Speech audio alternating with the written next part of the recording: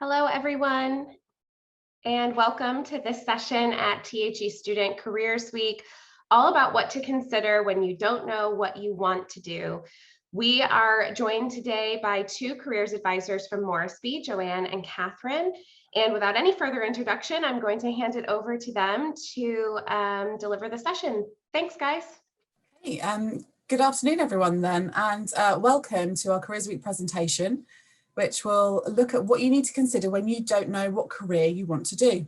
I am Joanne Carrington, a careers advisor for Morrisby for the past 3 years, and also a careers consultant for the London School of Economics for 9 years prior to that. This is my colleague, Catherine. Hi, so I'm Catherine Skinner, and I've been a careers advisor for 25 years. For the last 7 years, I've worked for Morrisby, but over the years, I've also worked for a UK careers organisation, and I've run a careers department in a boys' secondary school. Thank you, Catherine. As we mentioned, we do both work for Morrisby, which is a well-respected careers company who specialise in providing psychometric tests to our customers. And based on these results, we suggest careers and higher education subjects which match their aptitudes, interests and personality. Morrisby has been going for over 50 years and offers an online portal for anyone who wants to find out where their traits could lead them. By the end of this presentation, though, you will leave with some exercises to go away with and do in your own time, which will help you understand yourself better in the workplace and will enable you to be in a better position to make decisions about your future career. For this, you'll need a pen and paper, so please go and grab one of those. We'll be asking for your participation throughout the presentation, and this will be key to your understanding of the content and will also kickstart your career planning. Whilst we will ask for you to type into the chat box today, please also keep questions until the end of the presentation. To start with, please could you indicate which country you're listening from in the chat box? So Catherine and I are just both outside London in England. Let's see what people have to say. Ah, yeah, we're getting some answers in already. Brazil, Singapore, India. That's lovely. Taiwan. Oh, still lovely. The Netherlands. Lots of different continents there. Loads of different places. Oh, how lovely. That's fantastic. Yeah, so interesting. Thank you very much. Keep on sharing because we will keep an eye on that chat as it goes through. Okay, let's move on to our next slide then, shall we? So our presentation today will be useful for people who fall into one of these three categories, but we will be focusing on those who don't know what they want to do. Let me know if you could do, again, just so we know who we've got in our audience, kind of where you sit in your careers thinking. So is it that you don't know what you want to do? Maybe you have some ideas, or maybe you know exactly what you want to do and you're just here out of curiosity to see what else you can pick up. Some ideas, a couple of people with some ideas. Fantastic. Perfect. I think we can help those people there who've said they have some ideas as well. Love. Thank you very much. Don't know what I want to do. Great. Good. Perfect. Thank you very much. Lovely. Really useful to know. So first thing to say is it's absolutely fine if you don't know what you want to do. Many people don't know what they want to do when they start their degree, when they're through their degree, and even once they're into the workplace. This can be quite an unsettling feeling for some people, especially for those of you who do see yourself as planners and have always had a kind of a plan in place. The key is helping you make the decision. The key to helping you make this decision is to consider where your strengths and weaknesses and your likes and dislikes lie, and also in gaining experiences. Whilst we can all get good guidance from careers practitioners such as Catherine and myself, careers decisions need to be driven by you, and gaining these decision-making skills early on is key. It is very usual to feel confused. So this is what we're going to cover today. We're going to explore how keeping your options open when choosing a university subject is important, what experiences you have which you could gain, and how to evaluate those to promote self-understanding, alongside some exercises to help increase your self-awareness. Aside from the exercises we'll send you away with, we will explain how Morrisby can help you, and finally, how research can help you find your perfect career match. Catherine. Right, yes, so keep your options open. Well, I understand that you're all considering a university course as the next step in your career journey. And the good news is that by making a careful choice of degree course, you can keep your career options open while you continue to work out which career path you want to pursue. So we have the next slide, Jo. So how should you go about choosing what to study at uni? Well, you want to start by considering which subject or subjects you prefer at school. You could continue to study one or more of these subjects at university, or maybe a related subject. But it's important to choose a subject or subjects that you really like and will motivate you to work hard. One of the main reasons that students give for dropping out of university in the UK is that they weren't enjoying their course. Also consider where your main interests lie. For example, if you get on well with people and want a career where you can help people, you could consider degree courses in a social science subject, which could then open up relevant opportunities for you when you graduate. Also think about your learning style, as this can influence the type of course that will suit you. So ask yourself, how do I learn best? Do you like being taught through lectures or reading books and researching independently online? Or do you like discussing topics with others in seminars or by doing project work in small groups? Or maybe you enjoy practical hands-on work in a science lab or a design studio. Or maybe you want to put your learning into practice by undertaking a work placement as part of your degree. Now, before you decide on a degree course, it's really important to do your research carefully to identify courses that really interest you and that suit your learning style. And if you're finding it difficult to narrow your choice down to just one or two subjects, you could consider a much broader course where you can study several subjects. Here in the UK, for example, there are lots of universities that now offer broad-based courses such as natural sciences, combined arts and liberal arts programmes. Whatever you decide to study at university, there will be plenty of job options for you when you graduate. That's because lots of graduate jobs are open to graduates from any degree programme. And if you want to find out where your degree could lead you after you graduate, have a look at Prospects, which is a UK graduate careers website. In particular, the section called What Can I Do With My Degree? And it will show you the range of jobs that are possible and the transferable skills you will develop with any degree subject that you're considering. That's me, done. Catherine. So I'd like to start this section by telling you about my favourite career theory called planned happenstance. A major player in the world of careers theory is a guy called John Crumboltz, who penned the phrase. So planned happenstance is essentially a series of planned actions based on some vague ideas that you might have that you take, which lead to new experiences, which are often positive. Basically, you need to take action. And how does this apply to careers? Well, I've met lots of alumni when I worked at the London School of Economics who said they decided on a career or were offered a job or an opportunity by simply maybe bumping into someone at an event they attended, sitting next to someone in a conference and having a chat to them, or perhaps they managed to get work experience by just being in the right place at the right time. Happenstance can happen when you volunteer or take on some work shadowing, do a part-time job alongside your studies, or take on a position of responsibility at all. You basically never know what's around the corner. So it is so important to have lots of experiences. Experimenting with different ideas is such a positive thing to do, especially in the early stages of your career and while studying. As I go through this slide, please comment in the chat box about any experiences you have had where you felt you learned something about yourself and your likes and dislikes, whether this experience was negative or positive. And let's just look actually as well about what we mean by experience. So this might help to generate some ideas about the type of experiences you might have had. So we've got work experience. This could be paid or unpaid work, full-time or part-time, temporary or permanent, and it's where you're given responsibilities for projects or tasks to complete. On meeting the various professionals during your work experience, you maybe ask them some questions about their job role. Maybe you ask them what they do, what they did before this job, how they got to where they are now, and what they like and dislike about the role and any about the role that they're currently in. The same can be said for work shadowing. So work shadowing is where you follow a professional around and watch them do their job.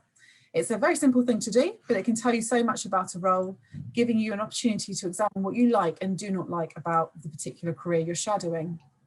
So volunteering in positions of responsibility at school not only look great on a CV or a resume, but they give you fantastic transferable skills and are valued by employers, but it will also help you to learn more about yourself in a working environment. Similarly, things that you do outside of school, education, or the workplace can be valued by employers and can be used for you to gain a strong understanding of your likes, dislikes, strengths, and weaknesses. Employers and universities are also interested in what you do during your studies. So this could be the content of the studies that interest them, or the transferable skills, such as your ability to come up with new ideas, formulate arguments, or work as part of a team. Okay, thank you. So Catherine, I'll move on over to you. There's no comments for this part. No. Okay, so I'm going to talk a little bit about self-awareness now. It's really important in career planning. It's all about having an in-depth understanding of yourself, what interests you, what you're good at, what motivates and drives you. And this self-understanding will help you to find a purposeful and fulfilling career path. Next slide, Jo, please. At Morrisby, we use an assessment, and Jo's already mentioned this, that helps to develop a person's self-awareness. The assessment measures interests and aptitudes, and based on the pattern of a person's results, we make a range of subject and career suggestions for them. So next slide, please. So let's consider what we mean by interests and aptitudes in a bit more detail. Well, interests are the things that we enjoy doing, whether that be subjects we like at school or the activities we take part in our spare time. And thinking specifically about work interests and preferences, now, Morrisby describes the world of work in terms of job roles where the main focus is dealing with people, handling information or data, or working with real things that can be seen or touched. Now, you might have interests in dealing with people, maybe caring for people, advising them, or persuading or influencing them. Or you might have a preference for handling information, which could be using verbal information to communicate with others, or using online information, or analysing numerical data. Or maybe you would prefer dealing with real things in science or engineering, or in more practical or creative areas. We find that some people's interests are focused in just one of these areas, whereas for others, they may have strong preferences in several of these areas. I wonder where your main interest or interests lie. Why not tell us by typing into the chat box now, and we'll have a look at your answers in a minute once I finish talking about this slide. So type in the chat box about where your main interests lie. And while you're typing, I'm going to talk about aptitudes. So these are the things we're good at. At Morrisby, our assessment measures a range of different aptitudes to help identify the types of careers a person could be well suited to. So we measure verbal, numerical, and abstract reasoning aptitudes, which tell us whether your strengths lie in using words, numbers, or using visual information to solve problems. We also have two measures of practical aptitude, which are spatial awareness and mechanical insight. Now, I've noticed over the years of working with young people that those who don't know what they want to do often have an all-round aptitude profile. So their strengths in all these aptitudes means they could adapt to a wide range of careers. Young people who are all-rounders tend to let their interests be the main influence on their career choice.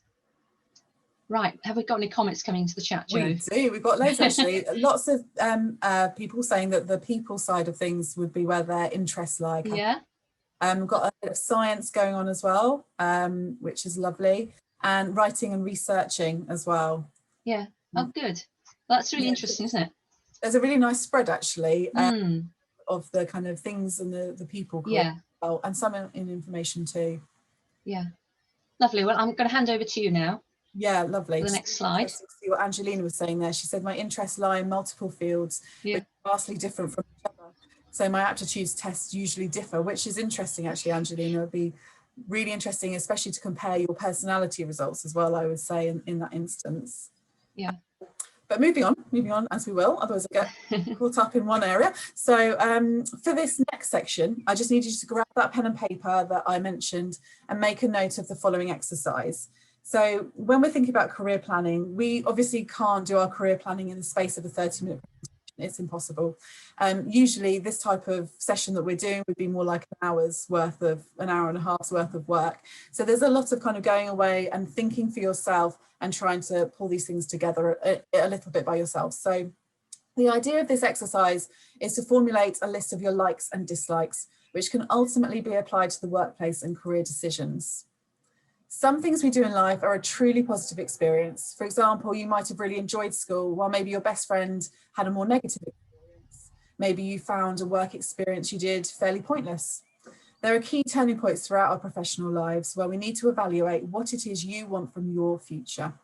Choosing a university and deciding whether to and where to study abroad is one of those pivotal times.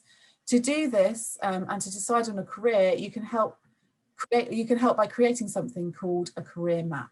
This helps you map out all your experiences to date and evaluate what you found positive and not so positive in each of the experiences. This will help you to pinpoint the things you like and the things you do not like. We all learn from our mistakes and we all move on with this new knowledge, and this exercise can help you do just that. So here you can see we're using post-it notes of different colours, the blue to denote any experience which was quite positive, and the orange to denote an experience which was maybe less positive. Let's have a look at this work shadowing one together. So we can see that the people who worked in their work shadowing experience, that was a very positive thing because they were very knowledgeable. They didn't like having to take the train to work. So this has implications obviously for their future career planning. They enjoyed having ownership of tasks, so the independence was fantastic for them, and they enjoyed the office environment. So perhaps that would help them to rule in office work as opposed to maybe lab work or working outdoors in the open. The job seemed too repetitive for me. So again, this is fantastic for them to know that actually I might be looking for a job where there is a lot of variety in the position that I do. Sometimes that can be found in smaller organisations. So this is where you can start thinking in more detail about those options that are available to you. Next, you want to separate the likes and the dislikes until you start building this sort of tangible list that you see on the right on the screen here. This technique can be used in other decision-making situations. For example, when you're considering a subject area you'd like to specialise in, maybe as part of a higher education course, maybe within a particular subject area, you might break down your current knowledge to determine what you enjoyed learning about and what you didn't quite so enjoy. Perhaps you really enjoyed the pure mathematics that made up your high school qualification, but you didn't enjoy the statistics element. This might help you to focus in on courses which specifically teach in pure maths, and maybe where the syllabus is made up of the majority of your preferred study area. Alternatively, some people don't like the chaos of the post-it notes. Perhaps you'd rather lay your experiences out in a different way, draw a different careers map for yourself. A popular method is the graph at the top here, where you can plot your experiences across a timeline, which is the x-axis, noting the positives and negatives. Or maybe a spider diagram, which focuses on one experience at a time, giving you the space to analyse the positives and negatives more clearly. Or maybe a table as shown here in the bottom. We are going to return to this career map throughout the presentation, but we'll build upon it with other tools that we can use for self-assessment. And this starts with your skills. So you've probably heard about these things called skills, but they're so important in the self-discovery phase and also during the recruitment process once you do graduate. But what are they? So skills are the things you do to achieve a goal or task. It is useful to understand the skills you have, the skills you do not have, and to be able to identify where you might have skills gaps. You might also like to consider how well you can apply those skills. We all have strengths and weaknesses, of course. Skills also come up a lot in the recruitment process as employers add skill requirements to their job descriptions and ask that candidates applying can give examples of how they've used those skills in the past. Along the bottom of this slide, I'm sure you can see that there are some examples of skills such as listening, speaking, problem solving, aiming high. In the chat box, please write down one skill from this very short list where you think you are strongest. I would say maybe listening is my strongest area from this list, but this is the very start of you becoming self-aware. So you've shown a little bit of self-awareness when you've identified your interests, and now you can start thinking, okay, what are my skills? Problem solving, creative, listening and teamwork, listening, aim high, creative, listening, lovely. So what you can now do, you've identified just that one skill that you feel you're strongest in, then refer back to what were those interests? Does that skill fit in with those interests? So we had a lot of people who were interested in the people side of things. Maybe you've chosen listening or speaking as one of your main skills. And that would be a really lovely marriage there. Thank you. Now what we need to do is go back to the career map and link our skills to what we've written on our career map. Again, I'm gonna set you some homework. So going away from this presentation, I want you to look at each experience on your career map in turn. So maybe just write this down and spend some time thinking about the roles, responsibilities, tasks, projects, etc. that made up that piece of experience. Then consider which skills you used throughout that role. and then start writing those skills on your career map, you'll start to see that you're duplicating skills. So you'll see the duplicate skills that emerge. These are the skills you are used to using, you're using quite often. You might notice the odd skill only appear once. Perhaps you look at this target jobs link, which I've included on the presentation slides, and you realise that the skills listed on that link are some skills that you have never used before. On your career map, circle your 5 strongest skills. Again, you're starting to build a much bigger picture of yourself, and then take it that step further. Through this example, I can show you how. So one thing we all have in common is that we have taken some part in education. Now, if education is on your career map, which it really should be, then you might include skills such as your independence, organisational skills, self-motivation, your written and oral communication skills. Of course, ideally we'll also be a little bit more specific. So it might be that you talk about particular things you've worked on, such as presentations, major pieces of coursework, successes in the science lab, IT suites, design and tech lab, etc. And you could actually evaluate those individually. So break those down even further to demonstrate the skills that you can show. Which brings me on to the work shadow example, which has been broken down into the specific tasks the author was involved in. So these would then be added to their career map. So they did a data input project, for example, where they worked independently. They had to communicate verbally to find out what the task was about and to kind of draw in other colleagues who needed to be part of the task. They had to be accurate and have strong attention to detail in the inputting work that they did. They obviously used a computer and used some technical skills there, and the data entry and spreadsheet manipulation skills too. So they can be soft skills or hard skills. Your soft skills are your communication skills. Your harder skills might be something like the data entry or your computer or technical skills. But they would add this to their careers map and start to see those duplicate skills appearing. And then that next step further is a skills audit. This is so useful to do as you go through your career, especially some of you said at the beginning that you've got some idea of what you want to do, you've got some ideas. So with those ideas, run with it. Look for job descriptions, see what skills are required for those ideas that you have, and then think, okay, where are my skills gaps? So what we do is we write on the left hand, right across the top, sorry, the experiences which we've had, and then the skills down the left hand side. So you maybe use the target jobs link that I included to populate the skills on the list, and then try to think of some examples to add into the remainder of the table. You don't have to fill in every cell on the skills audit, but having a couple of examples per skill is great. It might also be that you feel there is a skill you are weakest at or feel least confident in using. And this feeling and the skills audit can help you write a goal. So we're all about goals and setting your next career step in the careers world. So your goal could be something such as get experience in an office to gain admin skills during the summer, or get a customer service job or voluntary position to increase my confidence in communicating with people.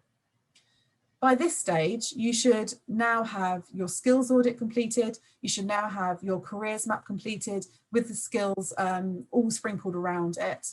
You've recorded a list of tasks and responsibilities that you've held in each of the experiences that you've had. All this is absolutely brilliant for self-awareness and can be referred back to during the recruitment process when you're applying for jobs. So for example, if you're asked to give an example of a time you used a particular skill, you've taken the legwork out of that as well. But this is so useful in starting your careers understanding. Catherine, yes, I will, Angelina, I'll put the link in there. Lovely. Yes, so I'm going to focus now on the research that you can do to help you plan your career path. By undertaking careful and thorough research, you will be well placed to make informed decisions about your future. The next slide, Jo. Yeah, of course. No, just bear with me. Sorry. No, that's fine. I've just moved it on. So I've already mentioned Morrisby's assessment, which is a useful tool to give you some career direction. If you're interested in purchasing our assessment, do have a look at morrisby.com. And the next few slides just show some screenshots from a sample assessment to give you an idea of what to expect. So when you're ready, Jo, we'll have the next slide. So this one just shows a set of aptitude test results, and the interpretation underneath that chart lists the types of careers that match this candidate's profile. Next slide, please. And this one shows a set of interest results based on the candidates' answers to a questionnaire. You can see that their strongest interests are advising people and working in science, shown by the longer coloured lines. Next slide. Personality. So here we see the results of our personality assessment, and this describes the way a person thinks and feels and behaves. Next slide. And here are some of the career suggestions for this candidate. Now you'll notice several healthcare job roles are shown here, and these match with their combined interests in advising people and working in science. Next slide. And here are some of the degree course suggestions for our sample candidate. You can see that healthcare and science courses have been suggested. Next slide, Jo. And here are some ideas for researching your career options, some further ideas. Why not speak to people about their jobs to help you gain insight into what a specific job role involves? I wonder if there's anyone among your family or friends whom you could talk to informally, or you could search on LinkedIn for contacts. Also, there are lots of videos online of people talking about their jobs which you could watch. YouTube is a good place to find relevant videos. Or why not consider a short online course to help you with your research? MOOCs stands for Massive Open Online Courses, and these are freely available on the internet. You could also attend talks given by professionals. Maybe your school or employers in your local area arrange this type of activity. Try to get some relevant experience. Jo's already talked about this, but work experience or volunteering are both great ways of testing out your career ideas and helping you to develop your skills. And here are some examples of websites you could use to explore your career options in more detail. Next slide, please. And the last thing I want to talk about today is goal setting. This is all about helping you to take the next steps in your career journey so you can make an informed decision about what to study at university and the type of career to aim for. So it's a really good idea to write your goals down, but to do it in SMART terms. And by this we mean each goal needs to be very specific. That's what the S stands for. And then M is for measurable. So you should be able to measure when you've achieved it. Only create goals that are attainable for you to achieve and relevant to your current situation, and give yourself a time scale for completing each goal. So let me give you an example of what a goal could be. It could be, for example, to attend a virtual university open day on a specific date, or it could be to talk to a family friend about their career in the next month. Now, after this presentation is over, we strongly recommend that you revisit what we've shared today and decide on a specific goal for each of the areas that are currently listed on the screen. Okay, over to you, Jo. So we acknowledge that while the exercises won't magically tell you what career you want to pursue, they will enable you to create goals, gain experiences and confidence, and start to understand yourself in the jobs market. On taking action, you will experience plan happenstance yourself. Take the opportunities which are presented to you. No good careers interaction would be complete without you considering now what your next steps will be on leaving this presentation. In the chat box, please write down one of your next steps. You could just list A, B, C or D as written here, or your own goal that you would like to set. Also, please do continue to reevaluate these exercises throughout your professional life as you grow, gain more experiences and get to points where you want to reevaluate your direction. The latest research shows that the average person has around 7 jobs during their professional life. So begin the process of self-learning and decision-making now, and the sky is your limit. Ways, lovely. So arrange experience, shadowing, volunteer work are perfect. I speak to my school careers advisor or a teacher, absolutely. So we acknowledge the activities set here would be most useful talk through with a careers advisor or parents, friends that know you really well, so that you can, you know, if you're finding it hard to figure out what that next step is, they can maybe push you just along in the right direction. Thank you very much for all the chat box interaction as well. Attending various seminars and workshops or joining student organisations, perfect. Okay, so finally we just asked, do you have any questions? Thank you so much, Jo and Catherine. That was incredibly helpful. We've got one question I should say to those who are in the audience. Please do feel free to either pop your questions in the chat or use the Q&A, and we'll try to get to a few questions in these last few minutes. But there is a question that came in, I'm hoping you guys can answer, for students who are sort of early in the process, who are still thinking about just going to university, and they may feel like, gosh, thinking about a career is a bit too far off for me. How is this of use to them at that stage in the process? And so I think everything can apply. Most especially is getting any experiences that they possibly can at the moment, so that they can kind of test the water for any of their kind of vague ideas. So again, when we're talking about experiences, we're talking about work experiences and work shadowing. It's ideal to speak to your parents. Who do they know that's working in a job that you think sounds interesting? Or who does your friends' parents, what do they do? Can you speak to any of these people about their job? Can you find out what it is they like, dislike, what their routine was? Any info that you can gather at this stage is absolutely priceless. And it kind of saves the kind of heartache once you're at university to do that alongside your studies as well. Use your kind of summers and any holiday breaks that you might have to conduct this sort of research and to get work experience, to get voluntary jobs. You know, employers don't just employ people with good degrees, they employ people who have had experiences and who can bring skills to the table. You need to actually get those skills to prove basically to employers that you can do what they need you to be able to do in the workplace, and this is the time to do it. I think you're so right, and it's also so important because you know, we hear so many stories of students saying, I didn't even know I was interested in this thing until I tried it, until I had an internship or an apprenticeship or volunteer experience. And then I realized that that is the perfect fit for me and that's exactly what I wanted to do. But without sort of availing yourself of those opportunities, you may not ever have the chance to discover something that is you're interested in. That's 100% it, Jamie. You know, there's hundreds and thousands of careers out there which, you know, you're just not aware of at the point of just making all these huge decisions.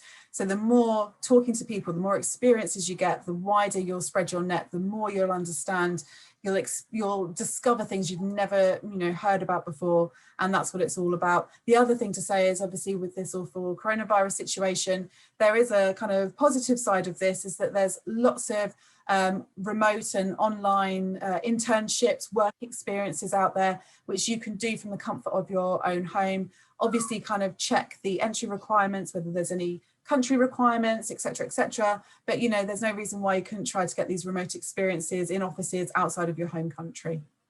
Absolutely. We are just about out of time, but just one last question that I want to put to both of you is, what if the results of the aptitude tests and the strengths finders and all of those things come back with a variety of options? How does a student then sort of figure out, you know, which of these things is the right path? It can, you know, in some cases, getting a variety of results back then actually sort of further confuses what they're trying to do. So what would your advice be if they feel like they're getting sort of disparate answers? Well, I think, as I mentioned when I was talking, you know, people who've got all-round ability often do get a wide range of suggestions, and that can be quite confusing. But often their interests then are going to be the main influence, so that they probably will have a main interest in one or two areas, and maybe that's really where they should focus. And, you know, if you start a job and you find it's not for you, it's not the end of the world if you decide to change to something else. You know, it's all about just making the next step and making the next decision. And there's nothing wrong, you know, if you make what you think is a bad decision, well, you just pick yourself up and you start again and move on to something else. But we learn from our mistakes as well. Yeah. Exactly, and that's kind of where all the career mapping and the skills audit comes in, because you learn from those experiences and you can take the positives and you can recognise the negatives and use them to help inform your next decision. Wonderful. Well, a massive thanks to you both and to Morrisby for being part of this presentation. I think it's incredibly helpful for students to know what the right steps are to take in order to identify their interests, their skills, their strengths. It's incredibly helpful and lots for students to think about. Big thanks to the audience for being here and for your participation. It was great to have you involved in the session. And thanks for joining us for THE Student Careers Week. Bye, everyone. Bye. Thank you, everyone. Thank you. Bye. Bye.